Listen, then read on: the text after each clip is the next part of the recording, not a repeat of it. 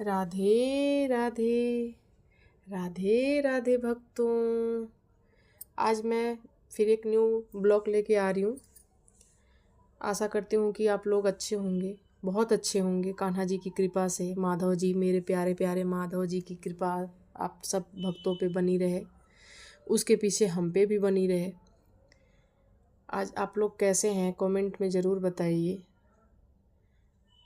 फिर आज का मेरा टॉपिक है कि जब कान्हा जी आपके घर में आते हैं, उनका आगमन होता है, तो आपको क्या संकेत मिलता है।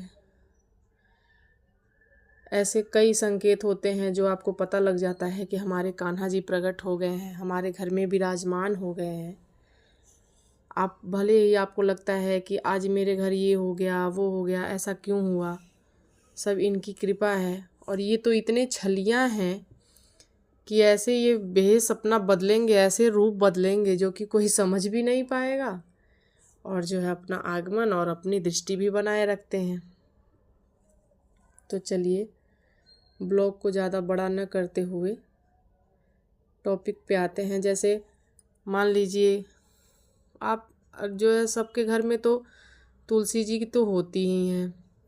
तो देखिए, जब अगर कान्हा जी का पहला चीज़ तो ये होता है कि अगर कान्हा जी आप पे खुश हो गए हैं, अगर उनका जैसे आपके पूजा से, आपके भजन से, आपके भक्ति से, आपके भाव से, सबसे वो अगर खुश हैं, तो आपके घर में जो तुलसी हैं, आप ये चीज़ ज़रूर देखी होंगी कि जैसे तुलसी जी का पौधा होता है तो वो कभी कभी ऐसे अचानक सूखा पड़ जाता है। ऐसा क्यों? जैसे कभी एकदम हरा भरा सा रहेगा, उसके बाद जो है उसका रंग चेंज होने लगेगा, कभी पत्ते सूखने लगते हैं, कभी जो है गिरने लग जाएंगे। अचानक हमारा तुलसी का पौधा सूख जाता है। तो लेकिन जब कान्हा जी की कृपा होती है आप पे, तो आपके घर में अचानक से तुलसी जी का पौधा खूब हरा भरा रहता है। उससे आपको पता लग जाता है कि हमारे घर में कान्हा जी का वास हो चुका है, पहला नंबर। दूसरा है दूसरा है कि जैसे आपके घर कोई आया है, तो आप जैसे कहीं जा रहे हो या कहीं नहीं, घर पे ही हो, कोई आया है तो अचानक से आया हो, आपको न पता हो, और आप उसको आते ही आपको इतनी खुशी हो रही हो, जैसे कुछ मिल जाता है कि जैसे बच्चों को गिफ्ट मिलता है या बड़ों को गिफ्ट मिलता है, तो अचानक से बहुत बड़ी खूब खुशी होती है। इस तरीके से अगर हो रहा है तो भी समझिए कि प्रभु जी का कृपा कुछ न कुछ हो रहा है आप पे, तो खुशी होती है। तो ये हो गया आपका दूसरा नंबर। तीसरा नंबर ये है कि जैसे आप कहीं गए हैं, बाहर गए हैं, और बाहर जाते देखिए एक कहावत है कि ना जाने किस रूप में आके नारायण मिल जाएंगे।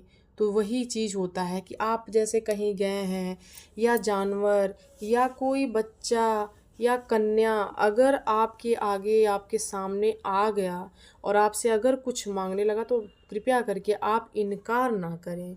अपने न खा के उसको दे दीजिए। आपके पास जो है 10, 5, 2, 4 जो भी है, आप ज़रूर दे दीजिए, क्योंकि पता नहीं किस रूप में वो आए हुए हैं। तीसरा नंबर ये हो गया। चौथा चीज़ ये है कि आपने पूजा किया है, और पूजा करते वक्त दीपक आपने तो जलाया, बिल्कुल धीरे धीरे धीरे जल रहा है, लेकिन अचानक से उसकी लपट तेज होने लगती है। आप ये चीज़ बिल्कुल ध्यान दीजिएगा, कभी कभी भी होता है, हमेशा नहीं होता है। अगर उसकी लपट तेज हो रही है ना, तो आप समझ लीजिए कि कान्हा जी आप पे मेहरबान है। बिल्कुल साक्षात कान्हा जी आप पे मेहरबान है।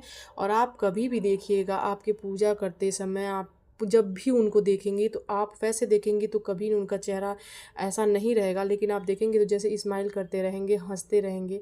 आप समझ लीजिए कि प्रभु का कृपा हो गया है आप पे।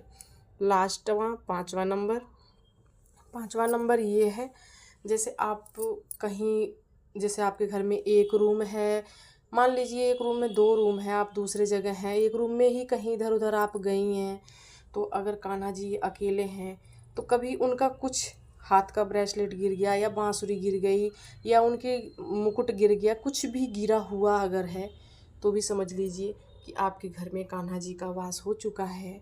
और आपकी पे उनकी कृपा बरसने वाली है, आपको कोई बड़ी खुशी मिलने वाली है। इसलिए कान्हा जी पर हमेशा ऐसे ही कान्हा जी हम सब पर, सारे भक्तों पर अपना कृपा बनाए रखें। अगर मेरा ब्लॉग अच्छा लगा हो, प्यारा लगा हो तो कमेंट में ज़रूर बताएं।